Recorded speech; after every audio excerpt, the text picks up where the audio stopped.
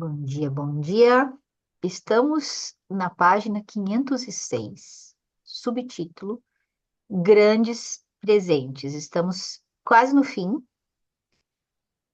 Não sei se a gente vai conseguir terminar hoje, mas vamos fazer metade pelo menos. Daí o resto na quinta. Tá? Grandes presentes. O Rabi Nachman de Breslov explica por que quando a pessoa começa a rezar, as coisas se tornam mais difíceis. Eu estava falando com a Amélia esses dias. Quanto mais eu rezo, mais assombração me aparece. É isso aí. Isso acontece porque cada pessoa, cada coisa pela qual rezamos, existe um número, uma quantidade de orações que precisam ser feitas para que aquilo seja transformado. Ó, cada coisa tem uma quantidade de desejo que é necessário para que aquilo seja recebido. E quando o Criador vê que a pessoa está rezando por algo específico e que ela, porventura, pode enfraquecer a sua oração, e que ela, porventura, pode enfraquecer a sua oração, então Deus envia obstáculos para que a pessoa entenda que o caminho é um pouco mais longo e que é preciso se fortalecer e continuar a rezar. Por exemplo, a pessoa reza sobre a sua raiva e a raiva dela fica ainda maior. Aquela pessoa se pergunta: o que está acontecendo? Eu rezei para não ter raiva e eu estou mais brava. Mas na prática, isso vem de Deus. Pois, no momento em que a pessoa reza para tirar a sua raiva, então Deus leva a pessoa muito mais a sério. E ele faz com que a pessoa realmente queira sair daquela raiva totalmente. E, obviamente, para isso são necessárias muitas orações. Portanto, Deus mostra para o homem o verdadeiro nível dele com a transgressão da raiva, para que a pessoa entenda quanto ela precisa rezar e clamar a Deus para sair daquela raiva totalmente com muito mais em quantidade e muito mais fundo no coração do que ele tinha rezado até agora. Porque a pessoa acha que ela é simplesmente nervosa e que para isso basta rezar. Mas quando percebe que ela é muito mais nervosa do que achava, ela precisa entender que ela precisa despertar para fazer o trabalho mais fundamental e mais profundo. Rezar mais do fundo do coração e em mais quantidade porque a pessoa vê em que situação terrível ela se encontra e quantas orações ela precisa fazer. E é assim que todo mundo deve se preparar, não achar que com algumas orações, poucas, ela receberá esse enorme presente. Terá fé e será paciente vendo a vida no jardim do Éden. Esse princípio, saber que é preciso esperar muito mais e ter muito mais paciência, está intimamente ligado ao que escrevemos no livro Bistelar. Bistelar é realmente o livro da Rito Podedut que ele lançou agora. Ele já tinha escrito esse livro, só que ele estava só em hebraico. Fui pesquisar qual que é. É o negócio da floresta lá. Esqueci o nome de novo, mas é esse livro aí. Que a pessoa precisa rezar por algo específico por meia hora todo dia. E nós escrevemos que certamente quem fizer isso começará a ver resultados. Isso é verdade, que certamente a pessoa verá resultados. Mas a pessoa não deve achar que ela não terá dificuldades, por exemplo, que ela não terá dificuldades para rezar. No começo, ela verá que aquilo que no qual ela está rezando se torna ainda pior. Nós podíamos ler esse livro também, né? Depois. Assim, a pessoa precisa de início saber que ela precisa ter bastante paciência e fortalecer o seu desejo e aumentar as suas orações. Isso é algo que precisamos aprender da primeira redenção do Egito, que precisamos fortalecer e continuar a rezar, e que no final das contas a oração fará o que é preciso, sem dúvida alguma, assim como existe na natureza a lei da conservação da energia. Assim também, diferenciando entre o profano e o sagrado, na espiritualidade existe uma lei da conservação das orações.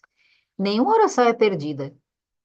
Tudo é acrescentado e guardado, e tudo é usado para construir uma estrutura espiritual que a pessoa precisa completar para que possa receber a luz pela qual ela está pedindo. Que legal. Eu estou me lembrando aqui das orações que o Jardel faz, ele anota. Ele anota, ele bota um, dois, três, quatro, 100, 101, 102. E a pessoa que ele mais orou foi o filho da Maria Amélia, que ele disse, agora eu não sei mais, né, mas o primeiro marco das 100, cento e poucas orações, ele disse, Olha, o Zé foi a pessoa que eu mais orei. Olha que quantidade, cento e pouco. Você pode ver no caderninho dele. Mas o que me chamou a atenção é o número, porque ele bota na ordem. Eu não faço isso. Eu oro, mas eu não anoto. Tipo risquinho. Um, dois, três, quatro, cinco, seis, sete, oito, nove, 10, 11. Eu acho que eu vou começar a fazer isso. Vou anotar, tipo, vou fazer risquinho de caneta. Um, quero isso, Deus. Dois, quero isso, Deus. Encheu o quadro. O quadro de Senhor, o que eu tô pedindo é assim, que faz um, dois, três, quatro, cinco, seis, 200 vezes já pedi. Quantas mais eu vou ter que pedir? Eu acho que eu vou fazer isso. O Jardel faz isso, é que ele anota no caderno, ele anota o nome da pessoa todo dia. É bem isso aqui que ele está dizendo. A vida é bela. A vida é tão bela com o Shabat, com as bênçãos, com o tefilim, com a Torá, etc. E especialmente com a fé. A vida é bela principalmente por meio da fé. Quando a pessoa acredita que tudo é para o bem, ela merece a confiança que nós aprendemos anteriormente em nome do Rab Natan, de sair de todas as aflições e ter o mérito da redenção plena. O que está faltando? Não, eu estou ainda pensando no negócio do Jardel. E aí, é exatamente porque ele colhe benefício. Agora estou me lembrando de um cliente que ele começou a atender, e ele começou a atender de uma maneira bem inusitada, porque ele pediu para Deus, não sei quantas vezes ele pediu, acho que foi muito rápido, porque ele me falou assim: pedi para Deus mandar 3 clientes para mim essa semana. E ele não foi atrás de ninguém, os clientes vieram. Um amigo de um amigo, um cliente do sócio dele, e o terceiro, ele estava na barbearia, e esse cara foi bem curioso, porque ele chocou muito o Jardel a maneira como ele abordou. Ele estava na barbearia e ele saiu da barbearia, e o cara foi atrás dele e disse: Meu irmão, o que que tu faz? O que que tu faz? Eu preciso de ti, o que que tu faz? O Jardel disse: Eu trabalho com desenvolvimento, com terapia, eu preciso de ti. Assim, eu preciso de ti. Eu caí de novo, eu me separei e eu caí de novo. Estava cheirado, né? E eu preciso de ti. Eu preciso de ti. O Jardel ficou assustado com aquilo. Uma pessoa ia atrás dele, literalmente foi atrás dele para fazer o atendimento que ele tinha pedido. Ele já tinha recebido 2 e ele queria 3. E ele recebeu esse terceiro de forma inusitada. E ele chegou em casa assustado, assim, porque ele estava cheirado, né? Disse, meu Deus. Ele botou imediatamente o cara na oração dele. E o cara, daí marcou uma reunião para de tarde, para tomar um café com o cara e entender o que que ele precisava. Marcou a sessão já na segunda, isso era numa quinta, e na segunda-feira já era a primeira sessão. Ele botou o cara na oração e até hoje o cara nunca mais usou droga. Olha, temos uma comprovação do que ele está falando aqui. Muito legal. O que está faltando apesar disso? Qual é o problema das pessoas? Não ouvir Moisés, acreditar que tudo é para o bem, pois toda a guerra da pessoa é com a má inclinação em particular, com a tristeza e o desespero, a heresia e a depressão. Ver tudo escuro. Por isso, o nome disso é má inclinação, pois se trata de uma inclinação e de um instinto que faz a pessoa ver tudo negativamente e como ruim. Ver o mal em si, o mal nas criaturas, o mal em Deus, Deus nos livre. E a boa inclinação é aquela que faz você ver tudo bom, pois na prática não existe nenhum mal. E só porque a pessoa tem julgamento sobre si é que ela vê as coisas como ruins. Portanto, por meio do presente maravilhoso que nós chamamos de hora de isolamento e meditação, a pessoa consegue a boa inclinação, ver que tudo é bom, então se adoçam os julgamentos. Não há o que fazer. Só com esta hora é que é possível chegar a isso. Dos céus, o desejo é dar para todas as pessoas todos os presentes mais maravilhosos que existem. Que a pessoa tenha o jardim do Éden neste mundo e principalmente no mundo vindouro. E o que se pede da pessoa em troca? Que ela faça uma hora de meditação e de isolamento, que ela fale com Deus por uma hora por dia, só isso. Ela receberá todos os presentes. Uma pessoa me disse que fazia diariamente 2 horas de meditação e de isolamento. Imediatamente eu soube que ela tinha consigo o livro Bicidelar. Eu perguntei, Bicidelar? Sim, Bicidelar, ela me disse. Uma pessoa me perguntou, por que até hoje você não escreveu o livro Bicidelar? porque você escreveu ele depois de outros livros e não em primeiro lugar. Imediatamente eu entendi que essa pessoa já tinha recebido o ingresso de entrada para o Jardim do Éden. Depois das aulas, um oficial do exército se aproximou de mim e disse: Você salvou a minha vida. Eu perguntei para ele: Que remédio você bebeu? Ele me respondeu: Bisdelar. Eu disse a ele: Não existe milagre. Você tomou o remédio mais forte que existe. Bom dia. Simplesmente não existe opção. A pessoa precisa despertar do seu sono. E como ela pode despertar? Uma hora por dia ela deve falar com Deus e pedir dele. Me desperte, me aproxime, deixe-me entender que tudo é vaidade, deixe-me provar o gosto da vida de serviço a Deus, me aproxime da Torá eterna, me desperte na espiritualidade e no mundo físico, faça com que eu tenha o mérito de acreditar com fé plena, que por meio da minha oração eu possa aprender preencher todas as minhas faltas, que eu possa acreditar que todas as faltas que eu tenho são por falta de oração. É isso que se chama despertar do sono, entender que tudo depende da oração. Quando a pessoa começa a acreditar na sua oração, a isso se chama que ela despertou do sono e ela começará a aumentar a sua oração sobre tudo. Então ela começará a ver salvações e terá o mérito de receber ainda mais do que ela merecia.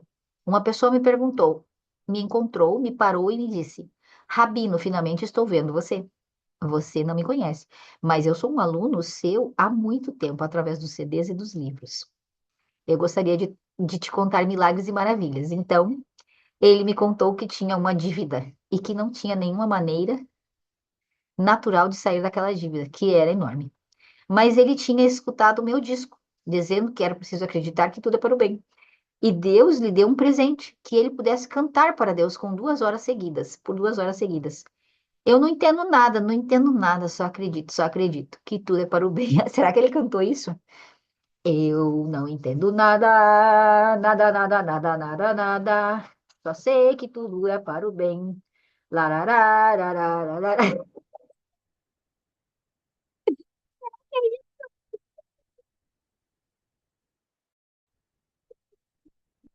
Só acredito que tudo é para o bem. Graças a Deus. Toda araba. Obrigado, Deus, pelas dívidas que você me deu. Dirirai, dirirai, dirirai, dirirai, dirirai, dirirai. Obviamente entendemos que ele não tinha nenhuma outra escolha, a não ser cantar algo como isso. Pois pela lógica, não era possível entender isso como algo bom, ter dívidas desse tamanho. Então ele não tinha opção, apenas cantar. Não entendo nada, só entendo que tudo é para o bem. Não entendo nada, só entendo que tudo é para o bem. A esposa dele ouviu ele cantando e dizendo obrigado pelas dívidas, e ela perguntou: O que está acontecendo com você? Você está bem? Ele disse para ela: Não há o que fazer. Eu tenho que me fortalecer na fé.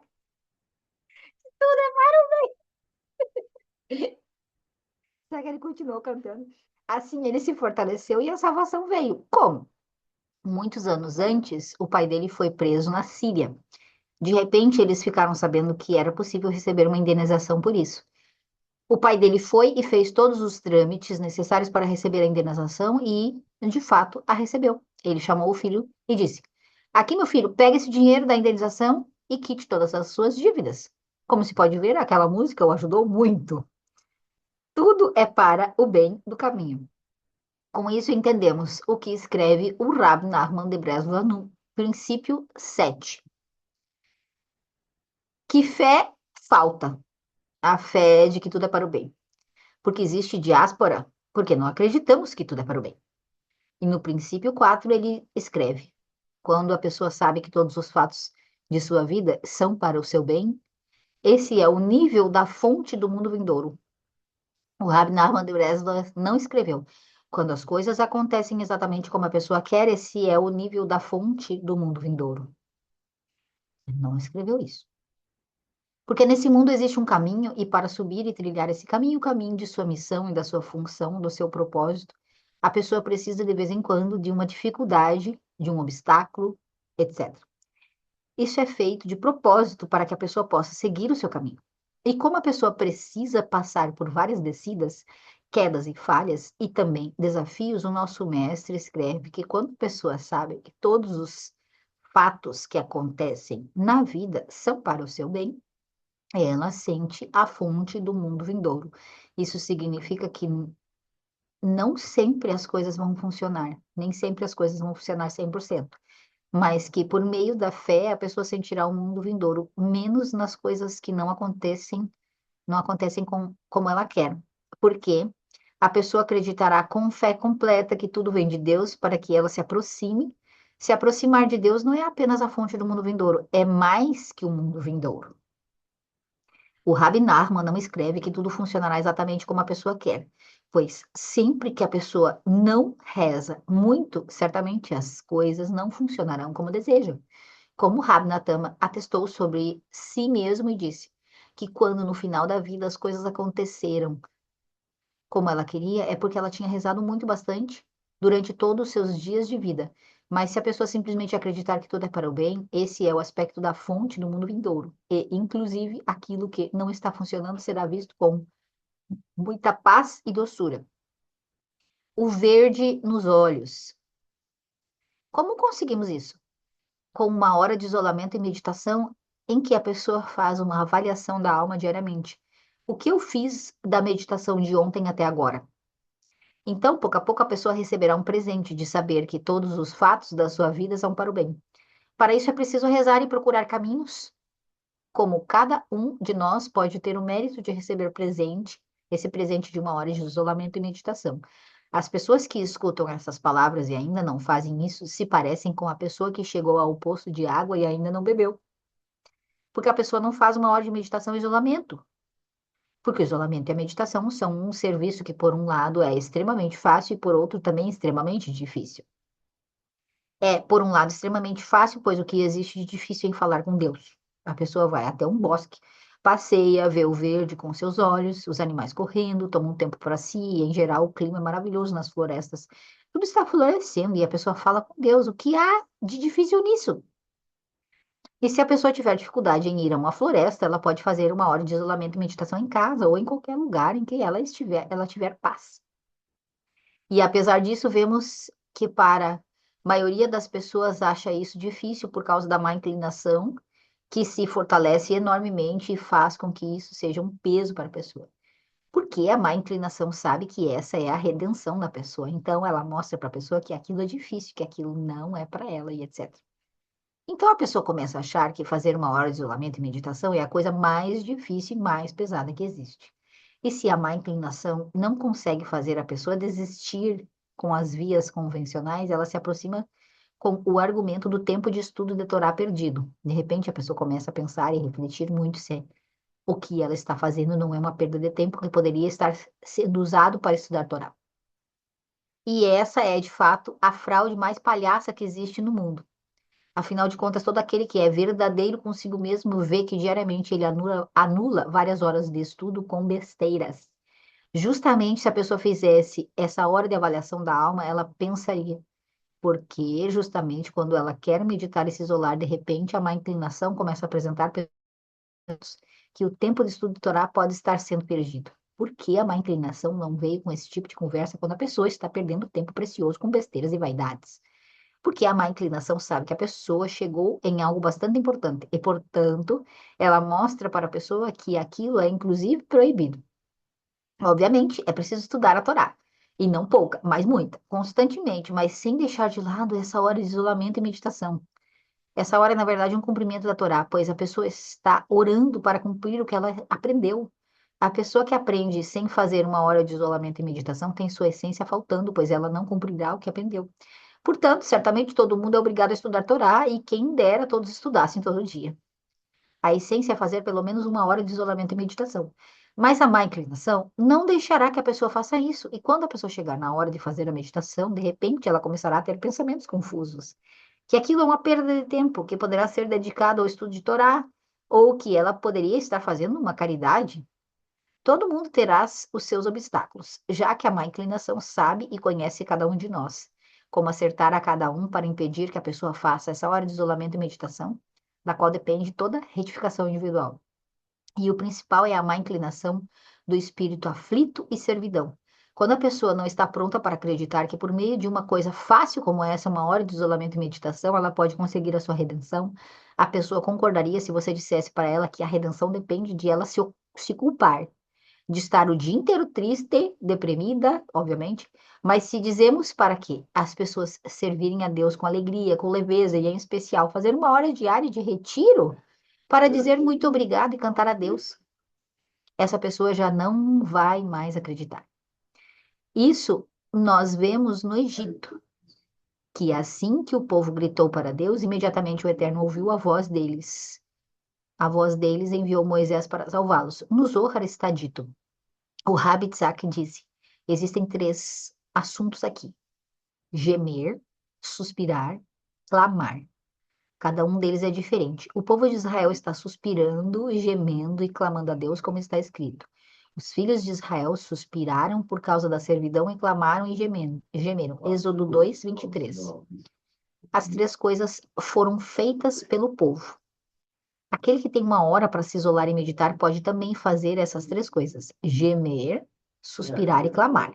E com isso a pessoa tem todas as ferramentas para se conectar a Deus. Ela agradece um pouco, canta um pouco, suspira e clama.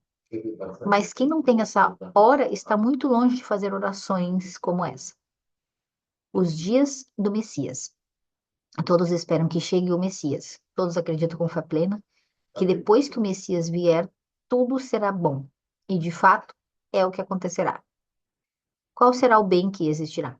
O que haverá nos dias do Messias que não existe hoje? É sabido.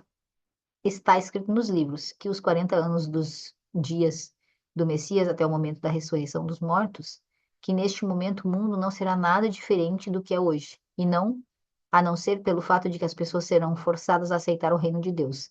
Mas tirando o aspecto do livre-arbítrio, não haverá nenhuma diferença no mundo. Continuará havendo nascimentos e mortes, pessoas ocupadas com comércio, estudo de Torá, mandamentos, etc. O mundo continuará como sempre foi, sendo assim, qual será a diferença? Porque agora as pessoas dizem que as coisas não estão boas. E qual será a diferença que fará com que as pessoas digam que nos dias do Messias as coisas estão boas? O bem que existe é que todo mundo dirá obrigado por tudo. Agora as pessoas acham que não é tudo o que Deus faz que é bom. E elas não dizem obrigado por tudo. Mas nos dias do Messias foi dito: a terra estará plena do conhecimento de Deus. Todos saberão que Deus é bom e agradecerão por tudo. Agora fica claro que o Rabi Natan de Breslov disse sobre si: o meu Messias já veio.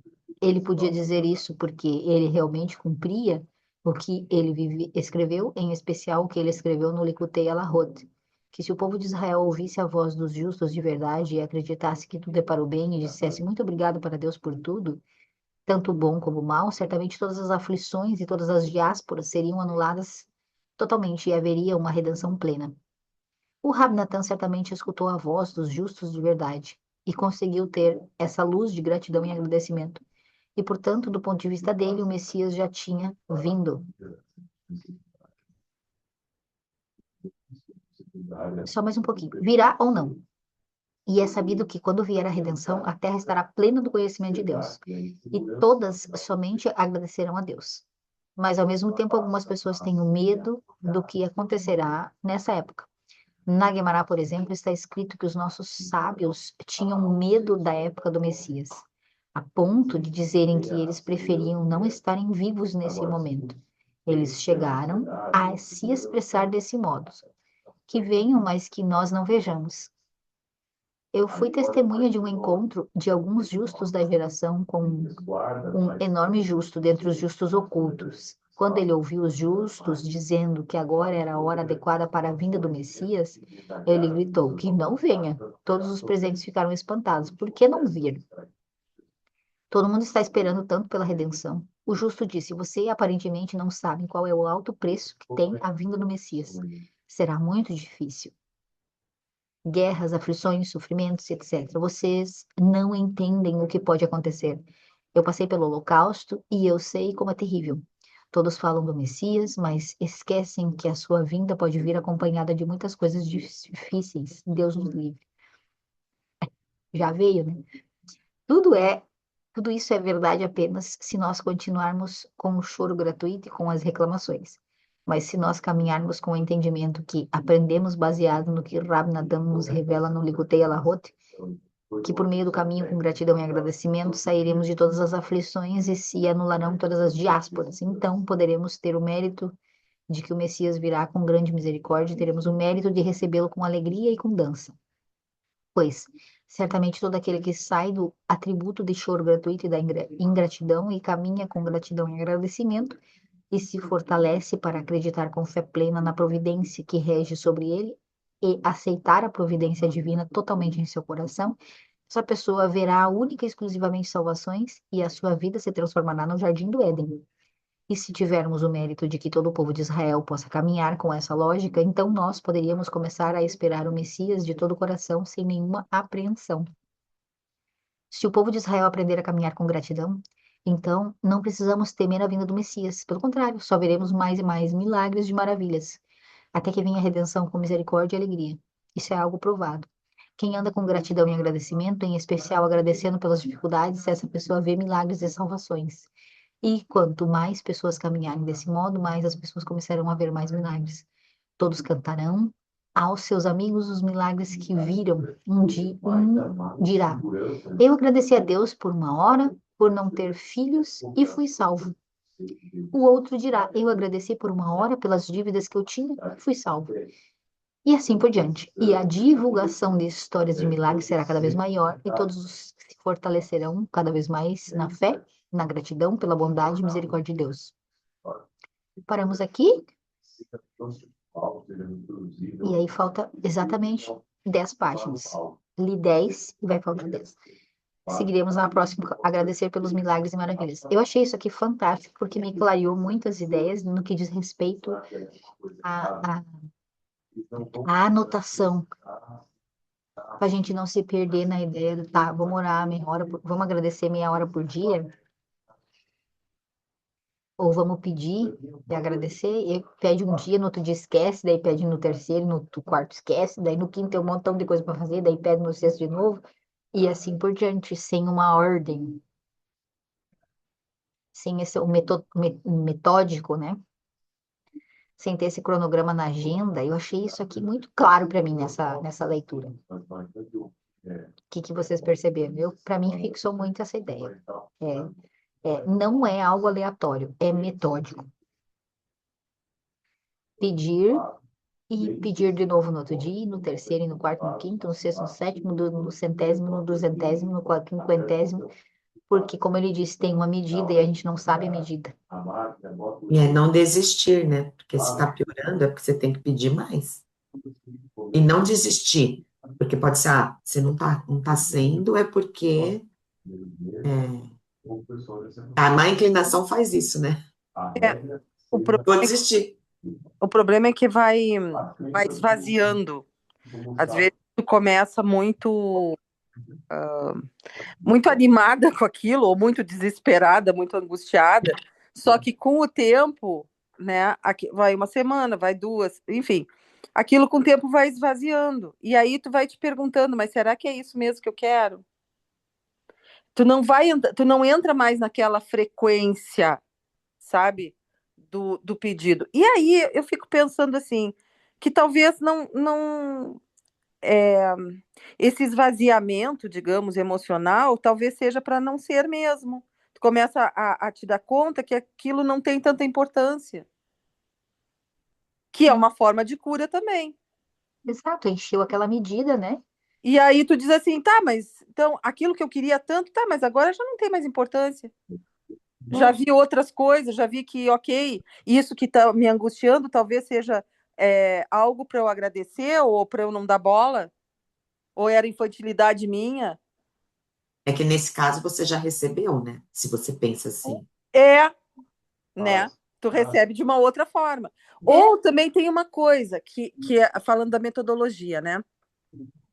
Eu acho que é importante, eu acho que a gente não tem essa metodologia, mas tem uma outra coisa também que talvez faça perder um pouco, ter uma metodologia, todos os dias, tal hora, uma hora por dia, assim, isso tira a espontaneidade. E também te tira de um determinado lugar, de uma determinada frequência. Você faz aquilo porque virou uma obrigação. É, Tem isso também. eu nem pensei na ideia de ser uma hora fixa, É, mas eu pensei na ideia, e isso aí eu achei muito legal, da ideia do anotar.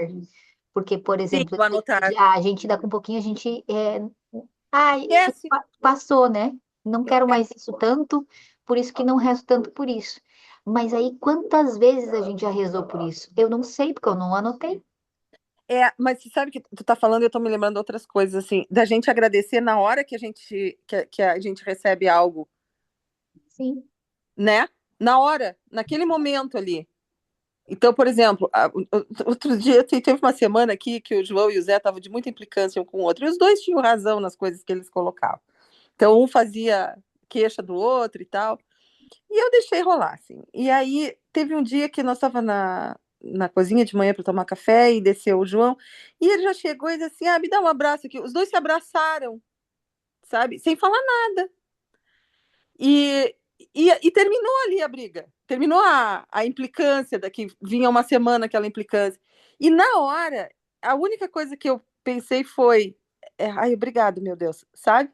Eu achei tão bonita aquela cena dos dois, porque não passou, e é interessante isso, não passou por nenhuma por nenhum filtro mental ali de dizer, olha, tu tem razão nisso, nisso, e eu tenho naquilo, ou não, eles simplesmente se abraçaram e pronto, e acabou. E aí é um momento que a gente só agradece. A gente não fez nada, entendeu? Então, assim, agradecer no momento que algo bom acontece. Nem precisa anotar. É naquele momento. Ou anotar, eu acho que seria legal. Semana passada eu fiz isso, involuntário, na sexta-feira, né? Não, na quinta-feira, né? Na quinta, hã?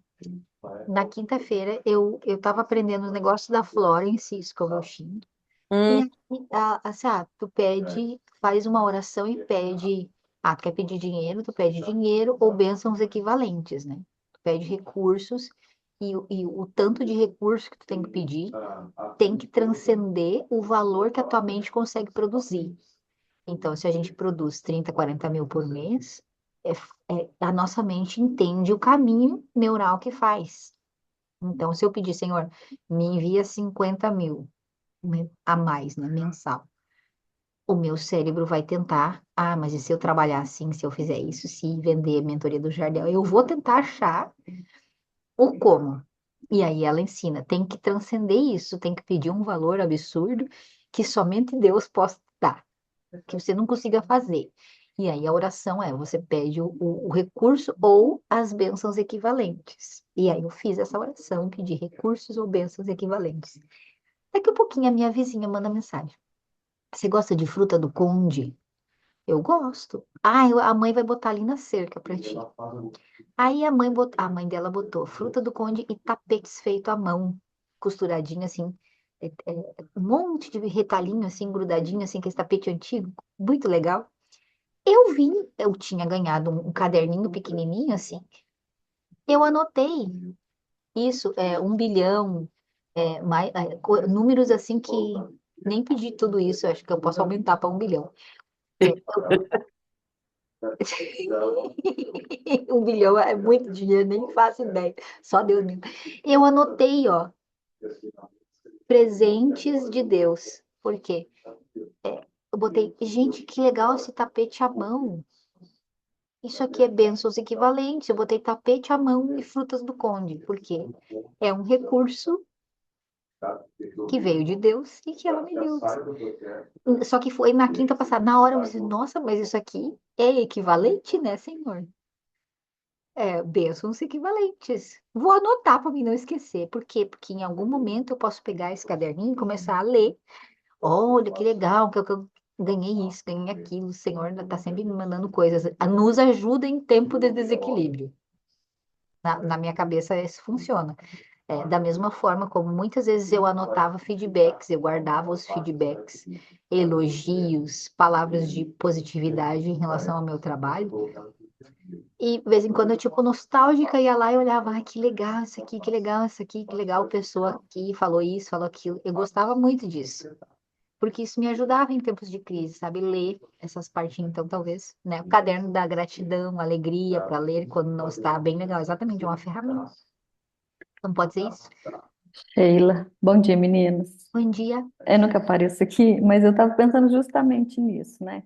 Que às vezes a gente não agradece é, sempre depois pela conquista. A gente chega no lugar que a gente queria, e aí assim, a gente esquece dessa oração, fica para trás, e aí depois a gente se vê voltando para aquele lugar, né? E aí a gente fala, aí a gente lembra de pedir de novo e de agradecer. Eu acho que isso fez muito sentido para mim agora o que você falou, de anotar e voltar e não se esquecer mesmo. Exato. Às vezes até tipo, uma vez por ano, né? Quando a gente vai fazer uma retrospectiva, a gente pode pegar essas anotações e ter esse momento, né? De uau, olha só, nem me lembrava desse pequeno detalhe. É A verdade. gente vai se alegrar, eu tenho certeza disso. São pequenos detalhes, que como o detalhe da Amélia, descer e ver os abraçados, felizes da vida, né? Em conciliação. Ter esse gosto assim, gente, que legal que é ver meus filhos bem, né, unidos. Depois ela lê isso aqui, é fantástico, muito bom. Ai, fiquei muito feliz que você apareceu, Isabela. Eu nem podia ver a tua cara. Agora eu Ah, consigo imaginar. é que normalmente eu tô com a Maria, tô de pijama, descabelado. Hoje eu tô um pouquinho mais apresentável. Seja bem-vindo. Obrigada. Mas eu tô sempre ouvindo, tô sempre Sim, aprendendo. eu vejo que você está sempre aqui. Muito bom te ver. Alguém mais quer comentar?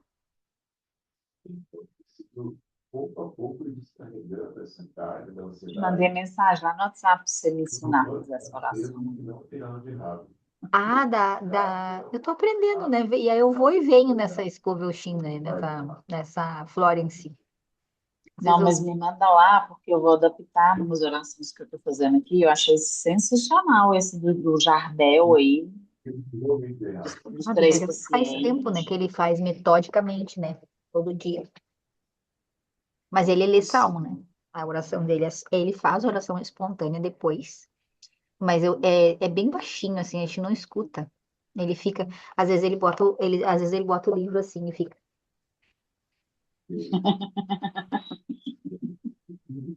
Bonitinho. Não, mas aí me ensina a sua aí, pra gente. Aí eu vou adaptando aqui, tá? Achei sensacional. A minha eu Aprender a coloquei. orar é muito bom. A minha, esse meu pedido de bênçãos eu coloquei na capa do meu telefone, para mim não esquecer.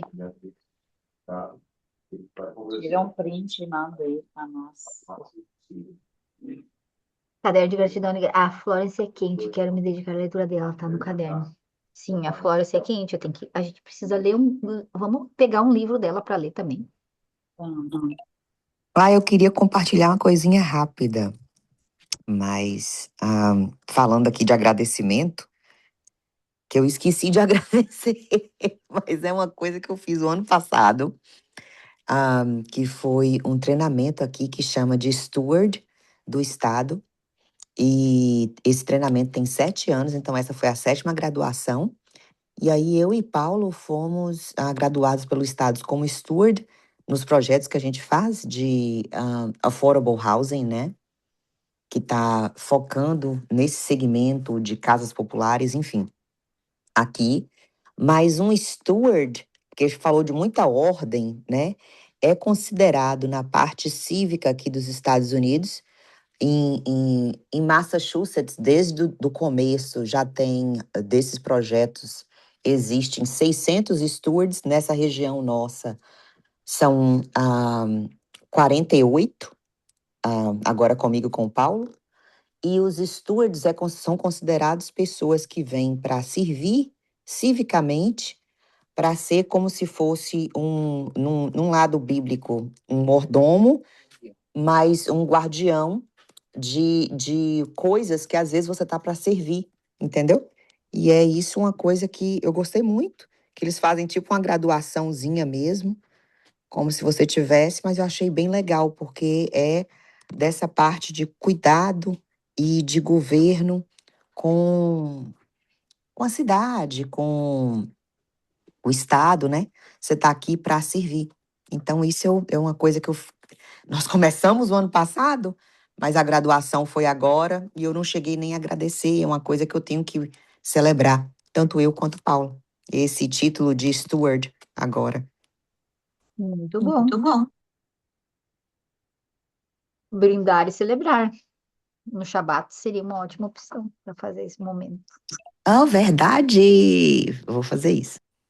A gente gosta de fazer no Shabat, sempre esses momentos de vitórias da semana e agradecimentos mais amplos, assim, com vinhos e champanhes e o que tiver, de Lehaim para brindar. A gente gosta de um Lehaim.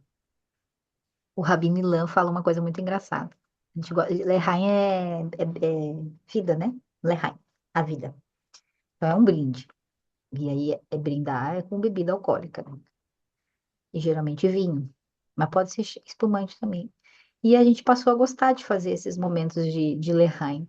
E o Rabino Ilan diz assim: muitas vezes não é falta de fé, é falta de Lehaim.